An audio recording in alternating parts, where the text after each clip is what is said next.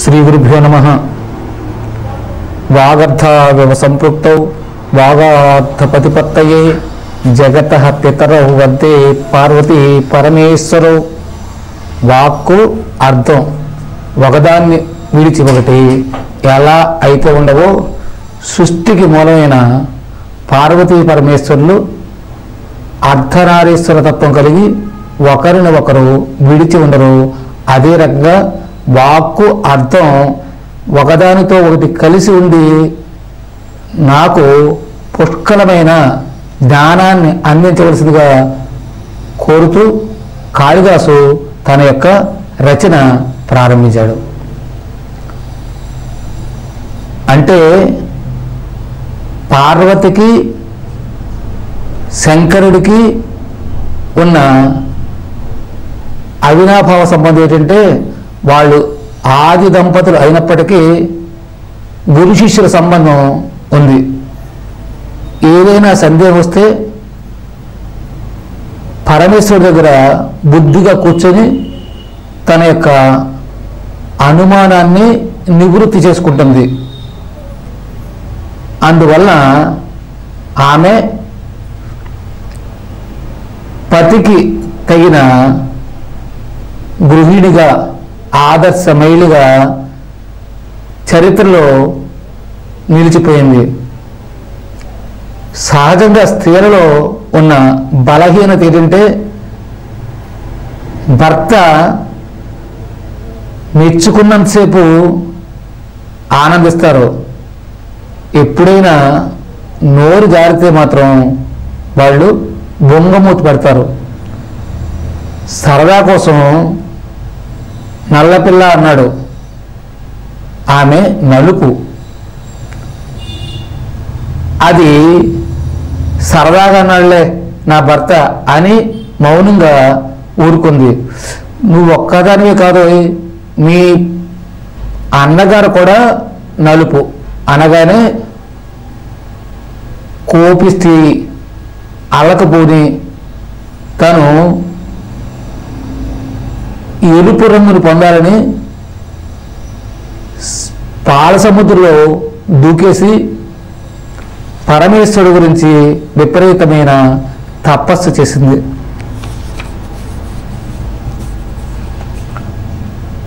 నలుపు ఎలాంటిదంటే ఒకప్పుడు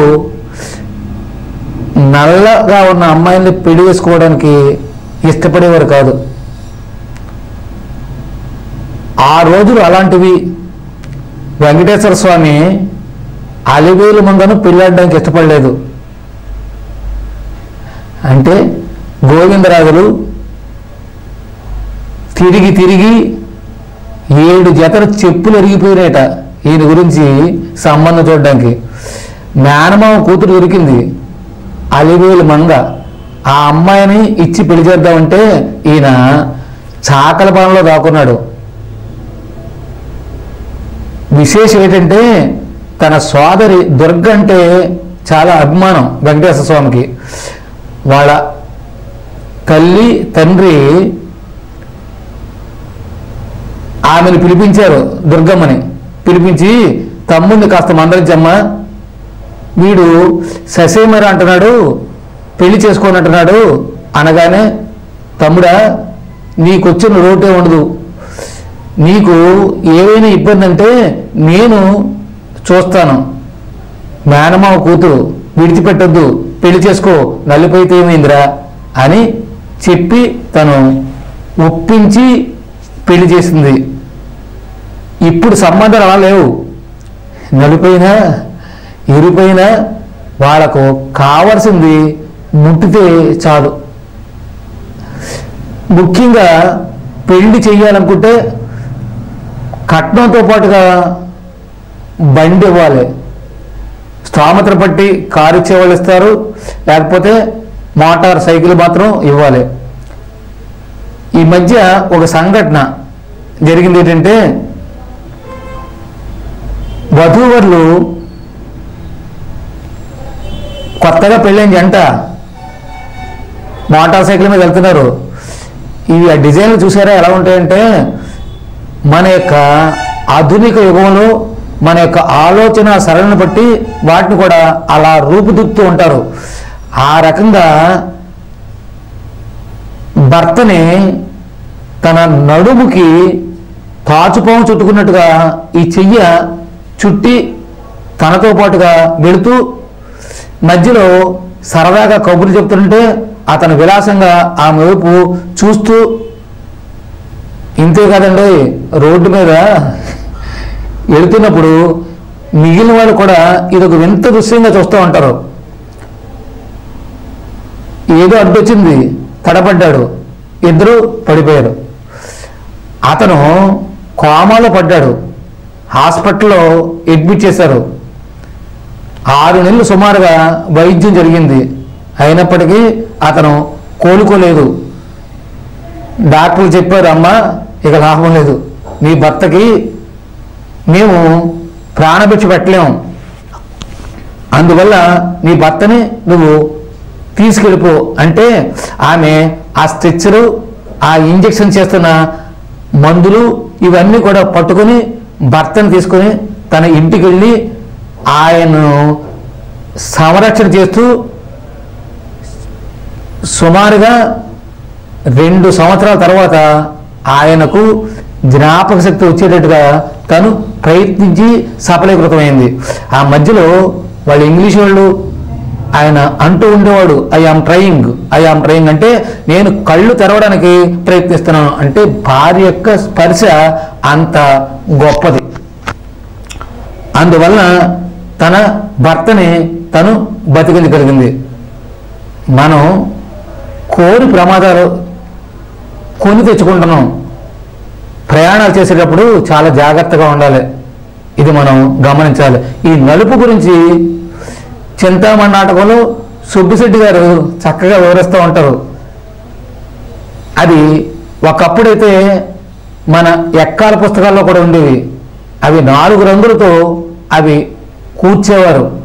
అంటే చిన్నప్పుడు నేర్చుకున్న విషయాలు తొందరగా జ్ఞాపకం ఉండిపోతాయి. ఎప్పటికీ మనిషిలో కూడా పరివర్తన వస్తుంది.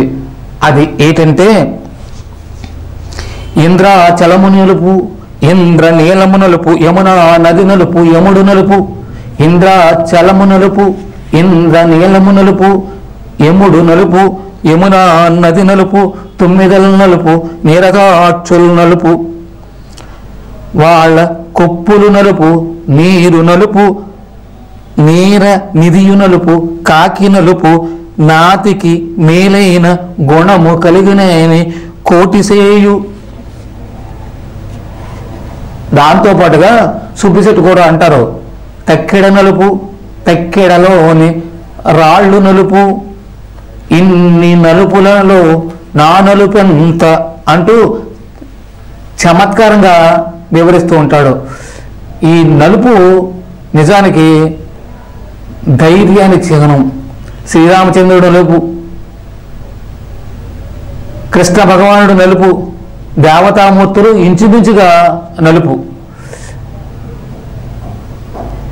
పార్వతీమాత తపస్సు చేసి పరమేశ్వరుడు మెప్పించి తన యొక్క నలుపుని విడిచిపెట్టి ఆమె కాళిగా రూపుదిద్దుకొని గౌరీమాతగా బయటకు వచ్చింది. అందుకే మనం గౌరీ పూజ చేస్తూ ఉంటాం. ఇక గౌరీ సంబరాలు ముఖ్యంగా అనకాపల్లిలో చాలా ఎక్కువగా చేస్తూ ఉంటారు. అంటే భారీ ఎత్తున చేస్తూ ఉంటారు. ఇప్పుడు చాలా చోట్ల కూడా గౌరీ ఉత్సవాలు చేస్తున్నారు అనుకోండి. అయితే అక్కడ మాత్రం భారీగా ఖర్చు పెడతారు. ఎక్కువ రోజులు అమ్మవారిని అక్కడ ఉంచుతూ ఉంటారు. అందుచేత ఈ నలుపు యొక్క ప్రత్యేకత అలాంటిది. మనం గమనించాల్సింది ఏంటంటే కాళిదాసు ఆయన చరిత్ర చాలా గొప్పది. ఒకప్పుడు అవగాహన లేదు, అజ్ఞానంతో కొట్టుబిట్టాడుతూ ఉండేవాడు. అదృష్టవశాత్తు అమ్మవారి కృపతో ఆయన గొప్ప పండితుడయ్యాడు. ఒకరోజు బయటకు వెళుతున్న సందర్భంలో ఎండ బాగా కాసేస్తుంది, విపరీతమైన దాహం పుడుతుంది. ఆ ప్రక్కనే ఒక గుడిసె కనిపించింది. ఒక బాలిక నీళ్లు పట్టుకొని లోపలికి వెళుతున్న సందర్భంలో, అమ్మా నాకు చాలా దాహంగా ఉంది, కాసిన్ని నీళ్ళు ఇస్తావా అనగానే ఆమె, మీరు ఎవరు, మీ గురించి నాకు తెలియదు కనుక మీకు నీళ్లు ఎలాగిస్తాను అనగానే ఆయన గర్వంతో, నా గురించి తెలియని వాళ్ళు ఉండరు, నన్ను కాళిదాస్ అంటారు, నేను రాజుగారి ఆస్థానంలో పేరు పొందిన గొప్ప పండితుణ్ణి, అవన్నీ నాకు తెలియదు, నేను అడిగిన కొన్ని ప్రశ్నలకి మీరు సమాధానం చెప్తే మీ దాహం తీరుస్తాను అనగానే, ఈ లోకంలో 2 పండితులు ఉన్నారు, వాళ్ళెవరో మీరు చెప్పండి. ఈయనకు అనుమానం వచ్చింది, 2 పండితులు అంటే బలిష్టంగా ఉన్నవాడు, 2 బలవంతులు, వాళ్ళే బలిష్టంగా ఉండాలి, లేకపోతే గుండాయుధం చేయాలి, వీళ్ళు బలవంతులతో సమానం అని భావించి బలవంతులనే వాళ్ళు ముష్టి యుద్ధం చేసేవాళ్ళు అనగానే ఆమె నవ్వి, ఆకలి దాహం, వీళ్ళు బలవంతులు అంటూ మరో ప్రశ్న సంధించింది. లోకంలో 2 ముఖ్యమైన వ్యక్తులు ఉన్నారు, మీరు ఎవరైనా అడిగితే నేను బాటసారిని అని మీరు అన్నారు కనుక ఆ బాటసారి మీరు కాదు, వాళ్ళెవరో మీరు చెబితే నేను సంతోషిస్తాను, మీ పాండిత్యం నాకు ఆనందాన్ని కలిగిస్తుంది అనగానే, నాకు తెలియదు అని మోమాట లేకుండా ఒప్పుకుంటే, సూర్యుడు చంద్రుడు బాటసారికి అలుపుండదు, వాళ్ళు అలాగ పయనిస్తూనే ఉంటారు, నిరంతరం నిత్యం కూడా ప్రయాణం సాగిస్తూనే ఉంటారు. మరొక విషయం ఏంటంటే, 2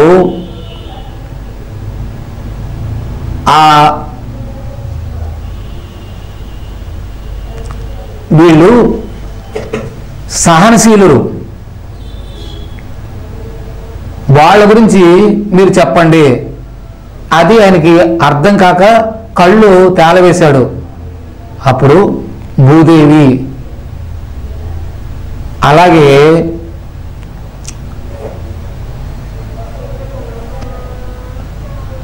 చెట్టు అంటే వృక్షం, ఇవి మనకి ఆదర్శం. భూదేవి మనల్ని మోస్తుంది, తల్లి భూదేవి లాంటిదే.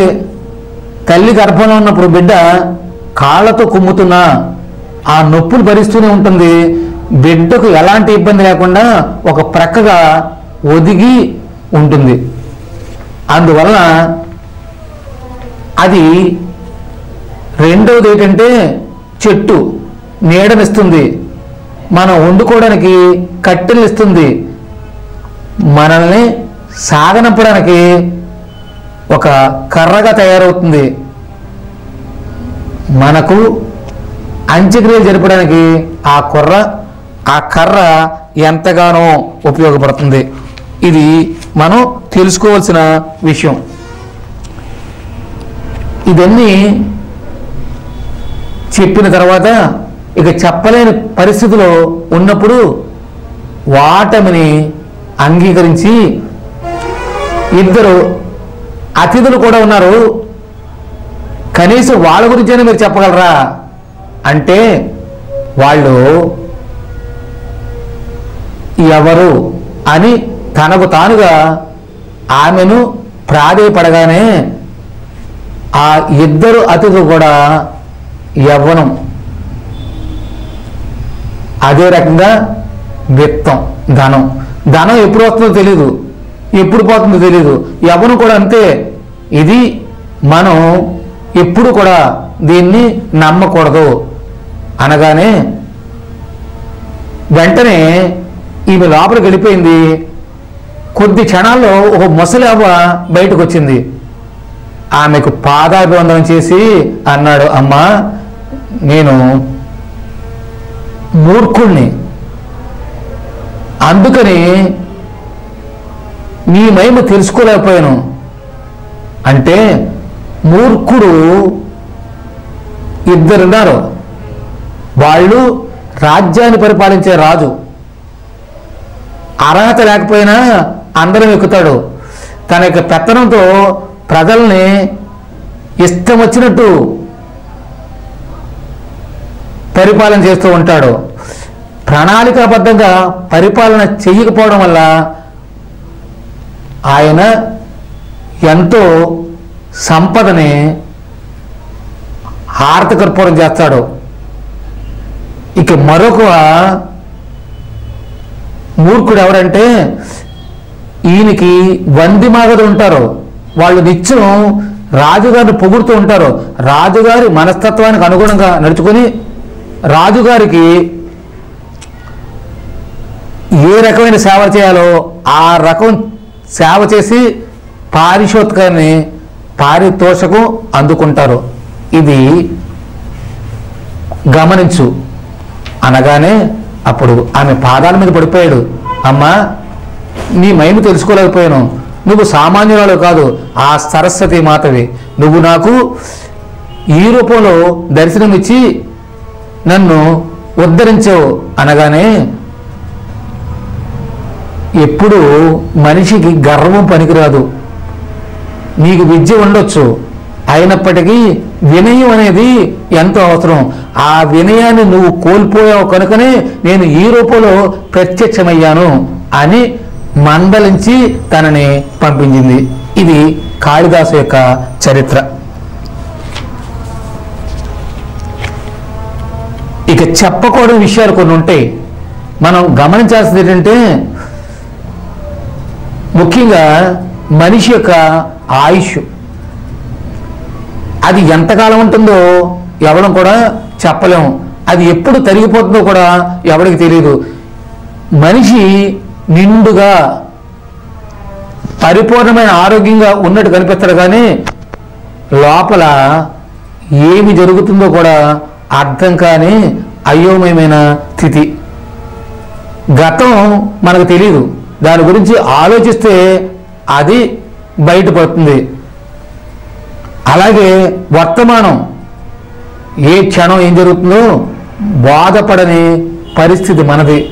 భవిష్యత్తు ఏం జరుగుతుందో ఎవరు ఇప్పుడు ఏ రకమైన స్థానాన్ని అధిగమిస్తారో. అది జనక మహారాజు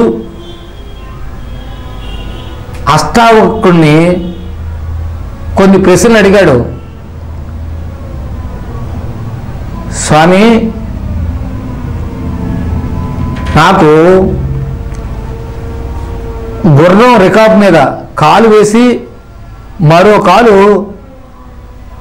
రికాబ్ మీద వేసే లోపుగా నాకు ఆత్మజ్ఞానం కావాలి, అంటే దేవుడు నాకు ప్రత్యక్షం అవ్వాలి అన్నాడు. నువ్వు అడిగింది బాగానే ఉంది, నేను తప్పనిసరిగా నీ సందేహాన్ని నివృత్తి చేస్తాను. అయితే రాజా, నాకు నేను చెప్పినట్టుగా నువ్వు వినాలి. నువ్వు నాకు మొదట శిష్యుడు కావాలి, అంటే నీ రాజముద్రిక నాకు ఇవ్వాలి. సంతోషంగా ఇచ్చాడు, ఎందుకంటే దేవుని చూపిస్తానంటున్నాడు, ఇంతకన్నా అదృష్టం ఏంటి అని చెప్పి ఇచ్చిన తర్వాత, నేను పైన కూర్చుంటాను సింహాసనం మీద, నువ్వు కింద కూర్చోవాలి, నాకు శిష్యుడివి అని చెప్పి అనగానే అలాగే అని సింహాసనం వచ్చి సింహాసనం మీద కూర్చోబెట్టాడు. రాజా, నీ సందేహం ఏంటో అడుగు, నేను తీరుస్తాను. దేవుడు ఎక్కడున్నాడో అని అడిగాడు. చాలా చక్కటి ప్రశ్న వేసేవయ్యా. మీ సైనికుల్లో ఒక అతను రమ్మను, ప్రమిద తీసుకొచ్చి ఇక్కడ పెట్టమను.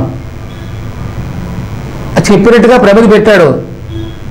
అది మొత్తం అంతా కూడా కాంతిని విరజమ్ముతుంది. రాజా చెప్పు, ఈ కాంతి ఎలా వస్తుంది? అంతటా ఉంది కదా, అలాగే మరి ఒక చోట ఉందని చెప్పగలవా? నువ్వు చెప్పలేనప్పుడు దేవుడు కూడా అంతే, అన్ని చోట్ల ఉన్నాడు, అంతటా ఉన్నాడు. ఆయన విశ్వవ్యాప్తుడు. కనుక దేవుడి గురించి మనం తెలుసుకోవాలనుకుంటే సాధన చేసి మాత్రమే తెలుసుకోగలము అని ఆయనకు వివరిస్తూ ఉంటాడు. ఇక మరో విషయం ఏంటంటే, జ్ఞానం పొందాలంటే, దేవుణ్ణి దర్శించాలంటే నేను ఏమి చేయాలి? ఆయన గురించి కాస్త చెప్పండి అనగానే ఆయన ఏమన్నాడంటే, జ్ఞానం అనేది తొందరగా రాదు, సజ్జనుల సాంగత్యం ఉండాలి, నిత్యం దైవారాధన చేస్తూ ఉండాలి, ఎప్పుడు దేవాలయాలకు వెళ్తూ ఉండాలి, ప్రార్థన ప్రతినిత్యం చేయాలి. అలాగ ఎవరైతే చేస్తారో వాళ్లకు దేవుడు యొక్క దర్శనం లభిస్తుంది.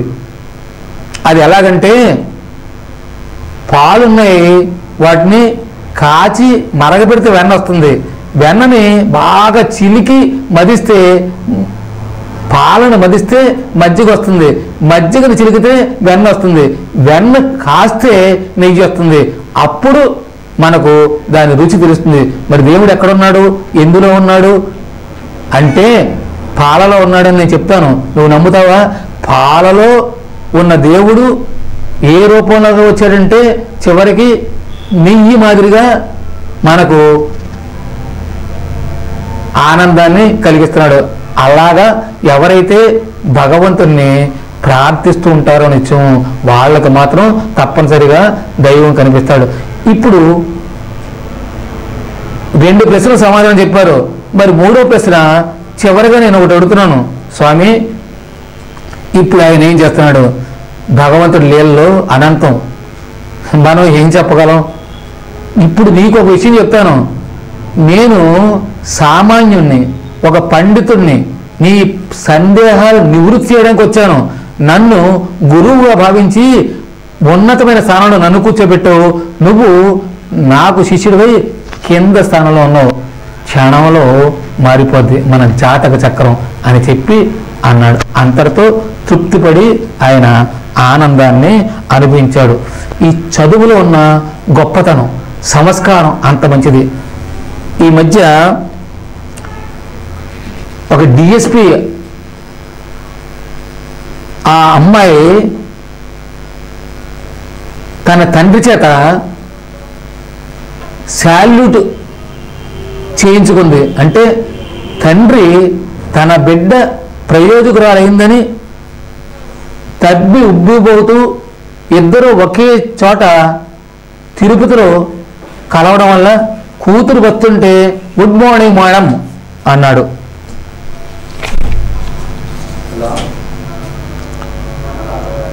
ఆయనే శ్యామ్ సుందర్. డిఎస్పి గారు ప్రశాంతి. చూసారా, స్థానం అంత ఉన్నతమైనది, ఉత్తమమైనది. కనుక చదువు విషయంలో మనం ఎప్పుడు కూడా అశ్రద్ధ చేయకుండా ఉండాలి. మరొకటి ఏంటంటే, మనలో 9 ముఖ్యమైన విషయాలు, అవి ఎవరికి చెప్పకూడనివి.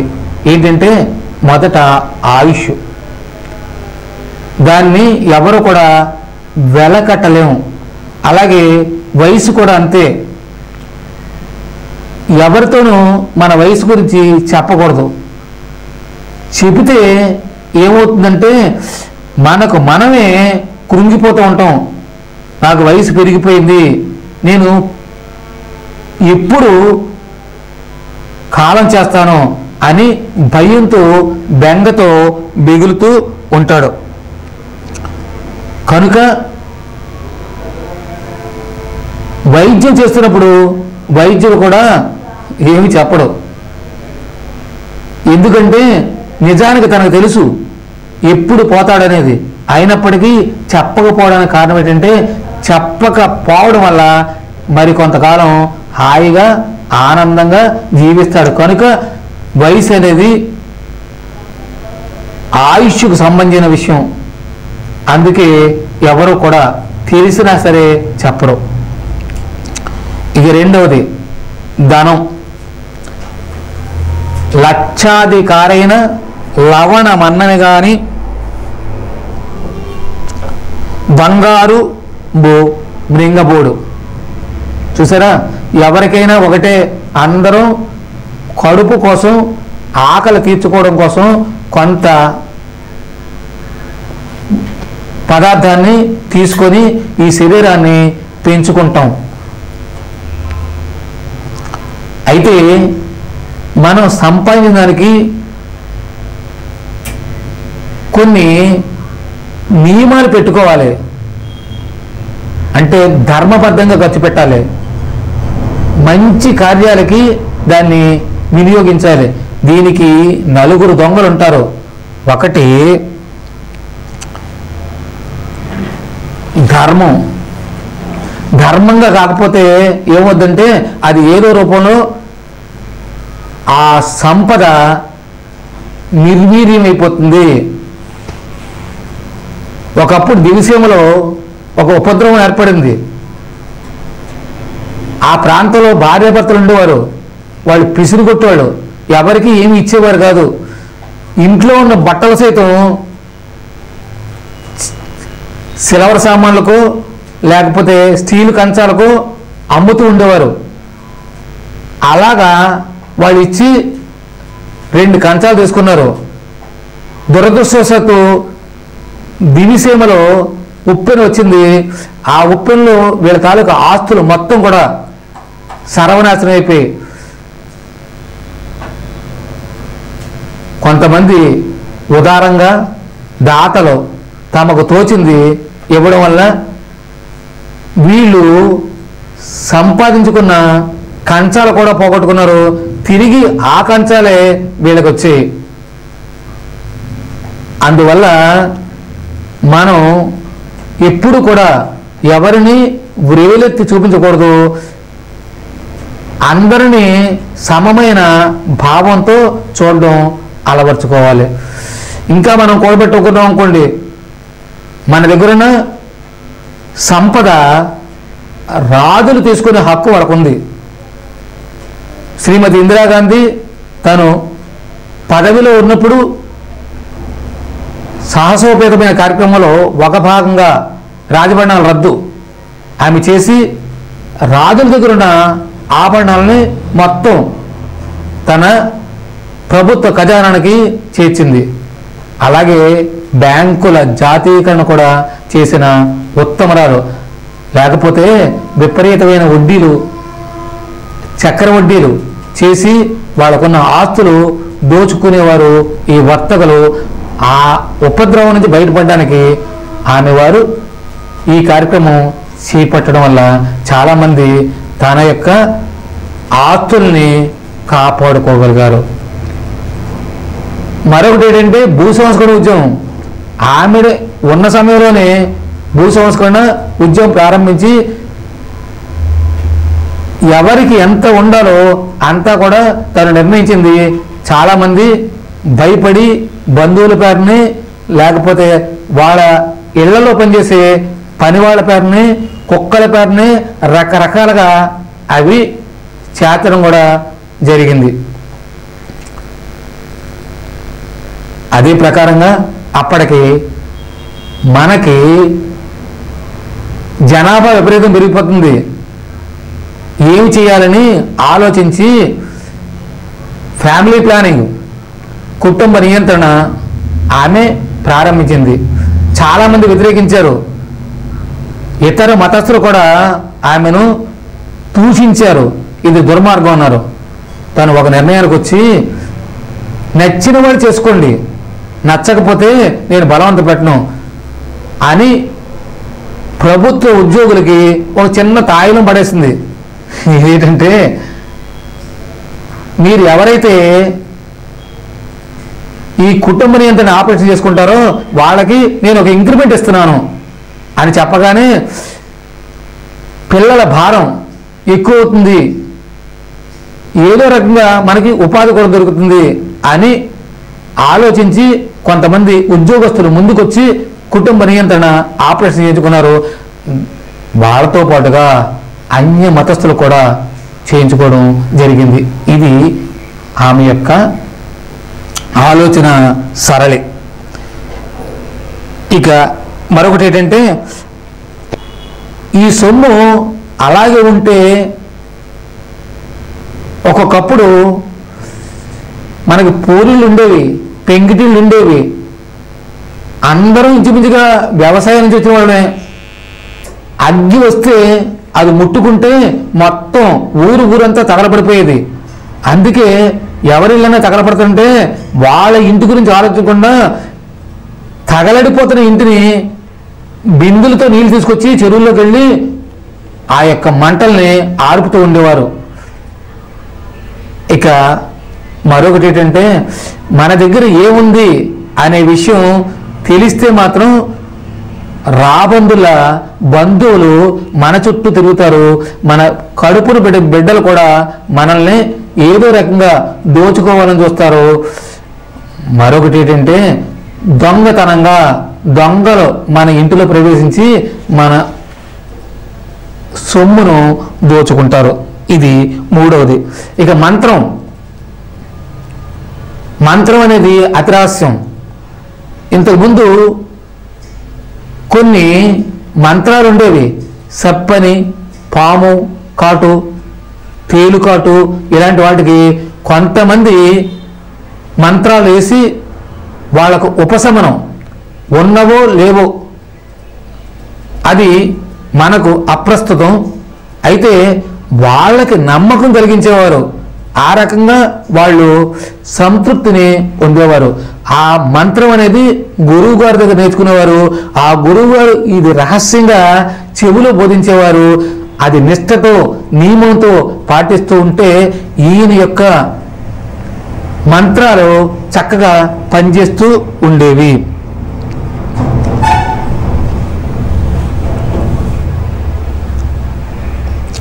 ఇంట్లో గొడవలు వస్తూ ఉంటాయి. ముఖ్యంగా భార్యాభర్తల మధ్య కానీ, అన్నదమ్ముల మధ్య కానీ, స్నేహితుల దగ్గర కానీ గొడవలు వచ్చినా సరే అది తాత్కాలికంగా ఉన్నప్పటికీ సద్దుమడగాలంటే ఇతరులకు చెప్పకుండా కొంతకాలం ఓపిక ఓర్పు అలవర్చుకుంటే తప్పనిసరిగా అందరం కలిసిపోతాం. ఇవి బయటకు పెడితే ఉన్నది కొంత, అంటే మనం చెప్పిన దాన్ని వక్రీకరించి మన విరోధుల దగ్గర చెప్పడం వల్ల అది చిలుకలు పలువలు చిలికి గాలివానయ్యి మరీ ఎక్కువ కోపానికి గురవుతుంది. రాముడు రావణాసుడికి మధ్య వైరం వచ్చింది సీతమ్మ వారి గురించి. విభీషణుడు బుద్ధిగా రాముడి దగ్గరికి వచ్చి ఆయన్ని శరణు వేడాడు.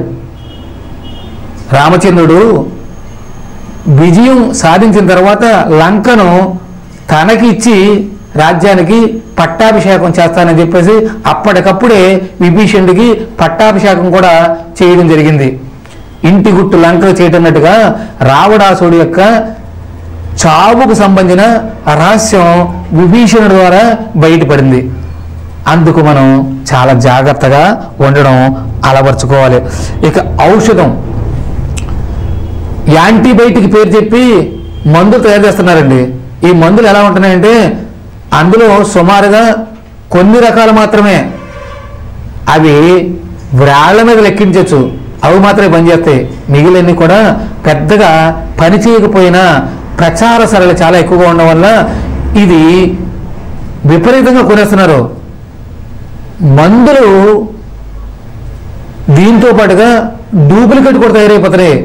వాటిలో రసాయనాలు విపరీతంగా చేర్చబడి మనుషుల యొక్క ఆరోగ్యాలు పూర్తిగా నాశనం అవుతున్నాయి. కనుక సరి అయిన పేరు ఎంపిక కలిగిన గుర్తింపు పొందిన ఔషధాలని మనం సేకరిస్తే మనకి ఆరోగ్యం కుదురుపడుతుంది. ఇష్టం వచ్చినట్టు మందులు మిగితే మనం తొందరగా శరీరం గొల్లవుతుంది. ఇది ధ్యానం. అది కూడా చాలా గొప్ప విషయం.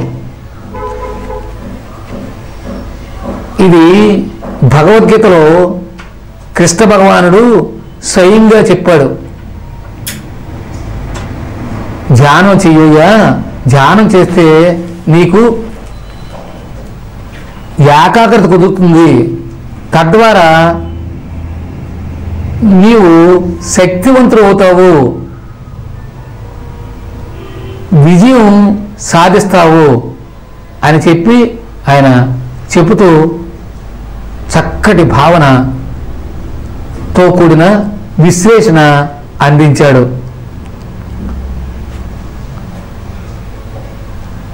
ఇది మనసుకు సంబంధించిన విషయం. మనసు కూడా నిలకడగా ఉండదు. చంచలం ఈ మన కృష్ణ ప్రమాది బలవద్రుడం తస్యాహం నిగ్రహం మన్యే వాయో అంటూ చెప్తాడు.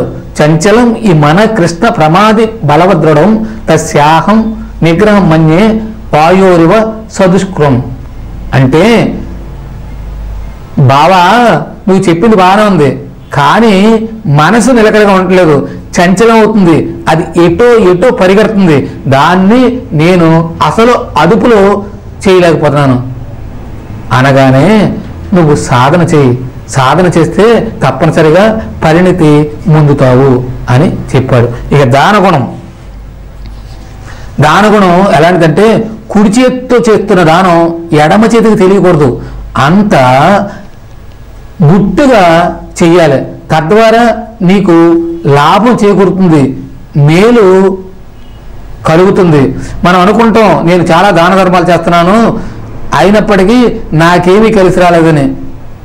అది పక్వత ఉండాలి. గతంలో చేసిన కర్మలన్నీ కూడా తొలగిపోవాలి. పాపాలు పటాపంచలు అయిపోయిన తర్వాత తప్పనిసరిగా దాని యొక్క ఫలాల్ని మనం పొందుతాం. పెద్ద వయసు ఉన్నవాళ్ళు చెట్టు దాటారనుకోండి, అది ఆయన తినలేకపోవచ్చు, కానీ తన యొక్క సంతానాన్ని అనుభవిస్తుంది. అదేవిధంగా మన యొక్క బిడ్డలు ఈ ఫలాల్ని అందుకుంటారు. ఇది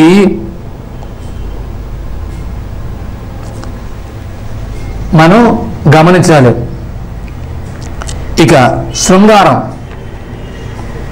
భార్యాభర్తల మధ్య జరుగుతున్న శృంగార శాస్త్రాలు ఇవి చాలా రహస్యం. అది వాళ్ళిద్దరి మధ్య మాత్రమే ఉండిపోవాలి. లోపం అనిపిస్తే తల్లికి తప్ప మరి ఎవరికి చెప్పుకోకూడదు. ఇప్పుడు చాలా విచిత్రమైన పరిస్థితులు ఏర్పడ్డాయి. ప్రతి చిన్న విషయాన్ని కూడా బహిర్గతం చేసుకుంటున్నారు.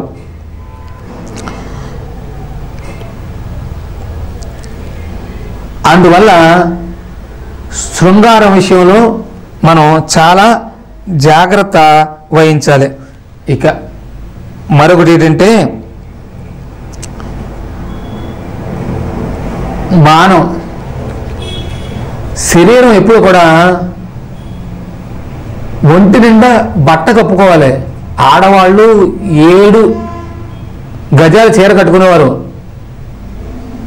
శరీరం అసలు బయటికి కనపడించేవారు కాదు. ఒక భర్త తప్ప బయట వాళ్ళకి ఆ రూపమే తెలిసేది కాదు.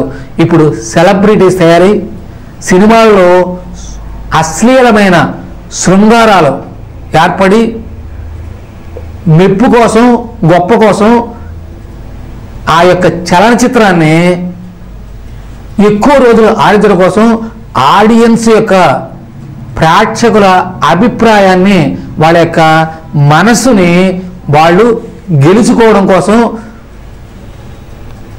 బట్టల్లో కూడా మార్పు వచ్చేస్తుంది. అంటే నిండుగా బట్ట కట్టట్లేదు, అవయవాలు బయట పడినట్లుగానే వాళ్ళు బట్టల్ని వేసుకుంటున్నారు. రవి కాంచని చోటు కవిగాంచున్ అన్నట్లు ఒక్క కవి మాత్రమే తను లోపల భాగాల్ని వివరించి చెప్పగలడేమో కానీ సూర్యుడు కూడా ఆ విషయం తెలియదు. అందువలన ఈ శృంగారం విషయంలో కూడా ఎంత గుట్టుగా ఉంటే గుప్పెడు పోస్తే అందులో ఏదో ఉంది అనే భావన మనకు కలుగుతున్నట్టుగా ఎప్పుడు కూడా గుట్టుగా సాగే సంసారం చాలా పవిత్రమైంది. దానికి కూడా కొన్ని నియమాలు ఉన్నాయి. ఆ సమయాల్లో మాత్రమే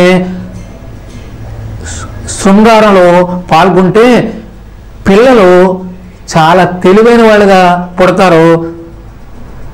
అది చాలా పెద్ద ప్రక్రియ. ఆ విషయంలో బాగా తెలిసిన వాడు బిల్వమంగళుడు అంటారు. బిల్వమంగళుడు చింతామణికి ఆ రకంగానే దగ్గరయ్యాడు. ఇక అవమానం, మిడిమిడి జ్ఞానం. పిల్లలు బడికి వెళ్తున్నారో తెలీదు, ప్రేమలో పడుతున్నారో అర్థం అవ్వట్లేదు. చిన్న వయసు పిల్లలు అనవసరంగా వాళ్ళని ఎవరైనా పొగిడితే మెచ్చుకుంటే నిజంగా నేను చాలా గొప్ప స్త్రీని, నాలో చాలా అందం ఉంది అని అనుకుంటూ వాళ్ళ మాటల మాయలో గాలిలో పడిపోయి దగ్గర అవడానికి ప్రయత్నిస్తూ ఉంటుంది. ఇంక విచిత్రం ఏంటంటే వాళ్ళు చదువుకున్నంత వరకు శ్రద్ధ లేకుండా ఈ ప్రేమల పేరు మీద వాళ్ళ యొక్క విద్య నాశనం చేసుకొని ఆరోగ్యాన్ని చెడగొట్టుకుంటున్నారు. అలాగా చెడిపోయే కంటే వాళ్ళకి నిజంగా చదువు మీద ఆసక్తి ఉంది కనుక చదువు పూర్తి చేసి ఉద్యోగం సంపాదించి అప్పుడు పెద్దల ఇష్టంతో పెళ్లి చేసుకుంటే వాళ్ళు సంతృప్తి చెందుతారు. మన సంసారం కూడా సాఫీగా సాగుతుంది. ఎందుకంటే వాళ్ళలో సహజంగా చిన్న చిన్న లోపాలు దొర్లుతూ ఉంటాయి. వాటిని సరిదిద్దాలంటే ఇటువైపు బంధువులు అటువైపు బంధువులు వాళ్ళకు చేరువైతే వాళ్ళ సంసారంలో కలతల్ని సులువుగా నివృత్తిస్తారు. అలా కాకుండా ప్రేమ పెళ్లిళ్ళు చేసుకొని తల్లిదండ్రులు కూడా చెప్పకుండా చట్టా పట్టాలు వేసుకొని తిరుగుతూ రిజిస్టర్ ఆఫీసులో పెళ్లిళ్ళు చేసుకొని స్నేహితుల్ని సాక్షిభూతంగా తీసుకొని కొద్ది రోజులు, కొన్ని నెలలుండి రోజులు కూడా కాదు, లేకపోతే సంవత్సరాలు అంతే, మోజు తీరిన తర్వాత ఒకరు వేరవుతున్నారు. ప్రేమ ఫెయిల్ అయితే వెనక ముందు ఆలోచించట్లేదు. ఏ ఫ్యాన్కు ఉరేసుకొని చచ్చిపోవడం లేకపోతే ఆత్మహత్య చేసుకోవడం చేస్తున్నారు. ఇది నిజంగా దురదృష్టకరమైన పరిస్థితి. వీటి నుంచి అందరం బయటపడాలి. సమాజం చైతన్యవంతం అవ్వాలంటే తల్లిదండ్రులు అనుక్షణం పిల్లల్ని గమనిస్తూ ఉండాలి. వాళ్ళు చేస్తున్న పనులన్నింటినీ కూడా మనం ఎప్పటికప్పుడు లోపాలు కనిపిస్తే వాటిని సరిదిద్దాలి తప్ప వదిలేస్తే ముందు ముప్పు వాటిల్లుతుంది.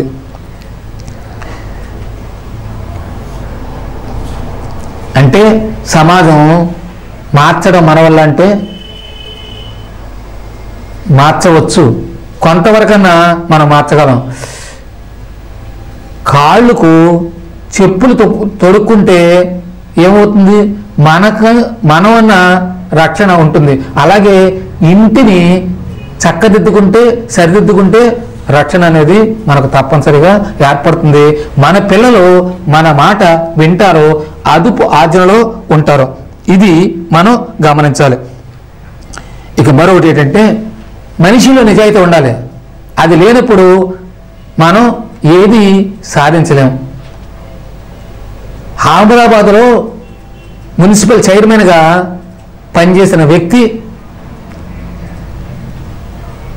ఆయన దగ్గరికి నీళ్లు సప్లై చేసే సిబ్బంది, వాటర్ వర్కర్స్ వచ్చి, అయ్యా చాలామంది కొళాయి పనులు కట్టట్లేదు, ఏం చేయాలో పాలుపోవట్లేదు, మన ఆదాయం గండి కొడుతుంది అనగానే, దీని లోపం మీకు తెలుసు, ఏమి చేస్తే చక్కబడుతుంది, మనకు ఖజానా నిండుగా ఉంటుంది అనగానే, కొళాయి కట్టని వాళ్ళు ఎవరైతే ఉన్నారో వాళ్ళని తప్పనిసరిగా దండించాలి, అంటే కనెక్షన్ తీసి పారేయాలి అని ఆ చైర్మన్ అంటే, మీ ఇంటిలో మీ నాన్నగారు కూడా కట్టలేదు, ఇందులో తరతమ భేదాలు లేవు, ఎవరైనా అంతే, ఎవరైనా కట్టాల్సిందే, కట్టగనంటే అవదు.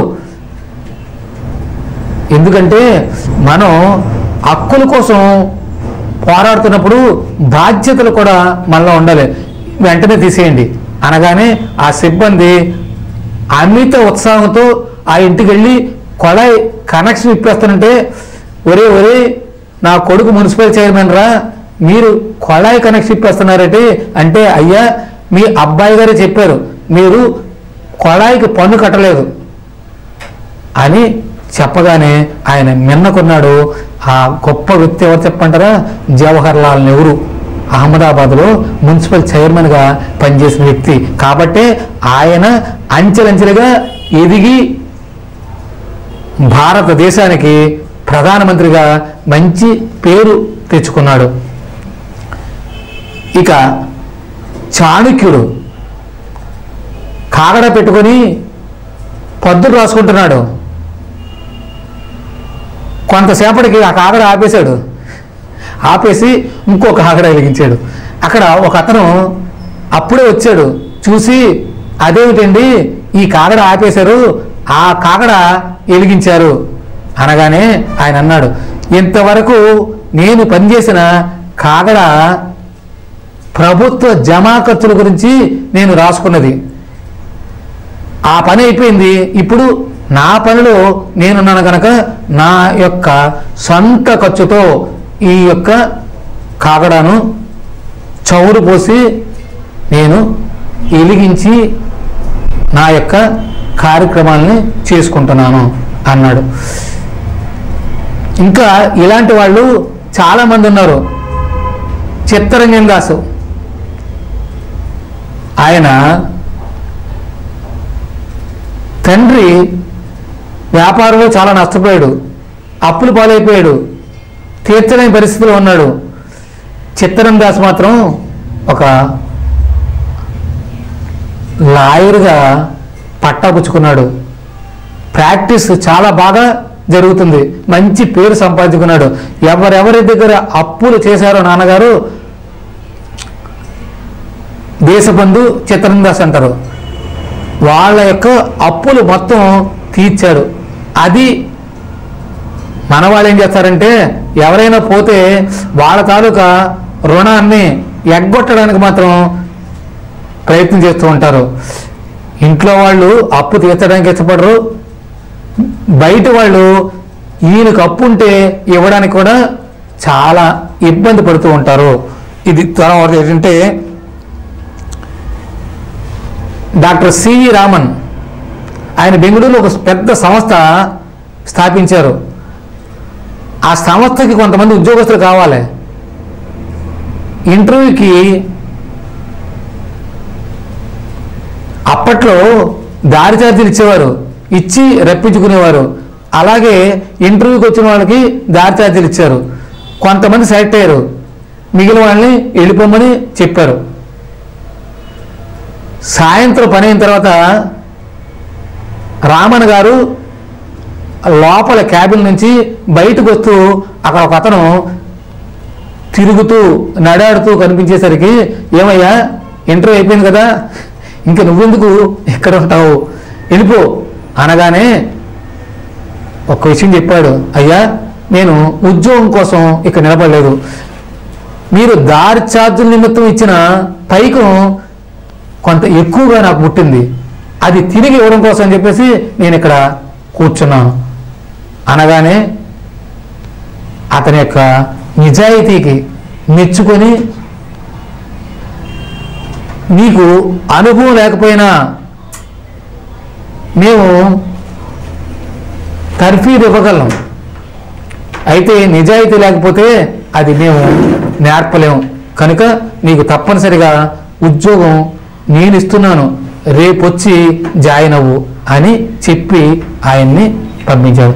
ఆయనే డాక్టర్ సివి రామన్ ఎఫెక్ట్ అనే దాని మూలంగా ఆయన నోబెల్ బహుమతి కూడా పొందారు. ఇది మనం అందరం కూడా గమనించవలసిన విషయం. అందువల్ల అందరూ కూడా భక్తి శ్రద్ధలతో విని, వినయ విధేయతలతో మనం ఏదైతే చేయాలనుకున్నామో దాన్ని పూర్తి చేయడానికి ప్రయత్నం చేయాలి. నిర్లక్ష్యం పనికిరాదు. అలా చేయడం వల్ల ప్రమాదం ముంచుకొస్తుంది. విన్నది ఒకటి, చేసేది మరొకటి. ఇంటి దగ్గర ఏవైనా తీసుకురమ్మని మన ఇంట్లో వాళ్ళు చెప్తే మనం పూర్తిగా వినం. వాళ్ళు చెప్పింది ఒకటి, మనం తీసుకొచ్చేది మరొకటి. ఆ సమయంలో కూడా ఇంట్లో చిన్న చిన్న చికాకులు వస్తాయి. వీటన్నిటినీ సర్దుకుపోవాలి.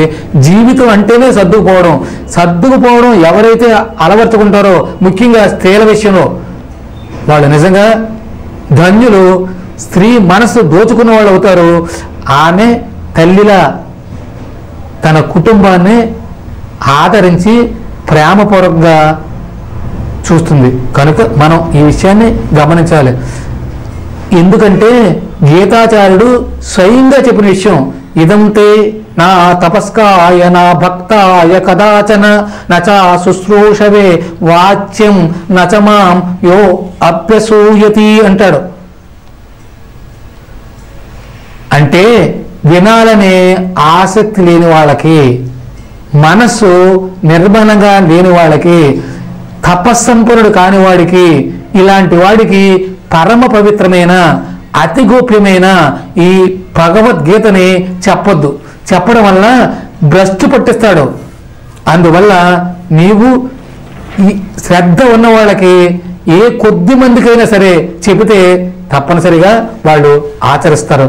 కనుక D2 ఛానల్ చాలా గొప్ప ప్రయోగాత్మకమైన కార్యక్రమాల్ని నిర్వర్తిస్తూ వాళ్ళందరూ కూడా ఈ యొక్క ఛానల్ని అభివృద్ధి పదంలో నడిపించాలనే భావనతో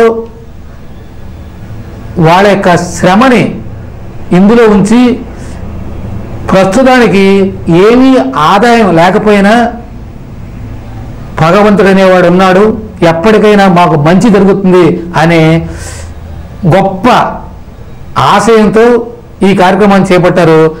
దయచేసి ఈ యొక్క ఛానల్ చూస్తున్న ప్రతి ఒక్కళ్ళు కూడా లైక్ చేయండి, షేర్ చేయండి, మీ అభిప్రాయాన్ని వెలుగుచ్చండి. మార్పులు కానీ చేర్పులు కానీ ఏమి కావాల్సి వచ్చినా వాళ్లకు విన్నవించుకుంటే తప్పనిసరిగా మనోరథాన్ని నెరవేరుస్తారు. స్వస్తి స్వస్తి ప్రజాభ్య పరిపాలయంతాం న్యాయేన మార్గేణ మహిమహిషాం గోబ్రాహ్మణేభ్య శుభమస్తు నిత్యం. లోకా సమస్త సుఖినో భవంతు, సమస్త సన్మంగళాని భవంతు. ఓం శాంతి శాంతి శాంతి. హరి ఓం తత్సతు. ఈ ఛానల్ వారికి నా యొక్క శుభాకాంక్షలు తెలియపరుస్తూ, వీళ్ళు అతి త్వరలో అభివృద్ధి పదంలో నడుస్తూ ఎంతో మందికి ఆదర్శం కావాలని ఆకాంక్షిస్తూ ఈ కార్యక్రమాన్ని ఇంతటితో విరమిస్తున్నాను.